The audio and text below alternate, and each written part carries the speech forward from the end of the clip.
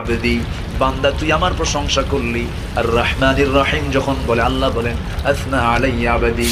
মালিক ইয়াউমিদ্দিন যখন বলে আল্লাহ বলেন মাজ্জাদানি আবেদি।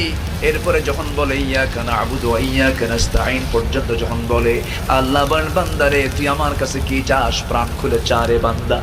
ইহদিনাস সিরাতাল মুস্তাকিম থেকে শুরু করে নিয়া ওয়ালাদ-দাল্লিন পর্যন্ত যখন বান্দা বলে তখন আল্লাহ বলেন বান্দা নামাজের মধ্যে এমন প্রেমের খেলা খেললি বান্দা তুই যা চাইলি সব আমি আল্লাহ কবুল করলাম।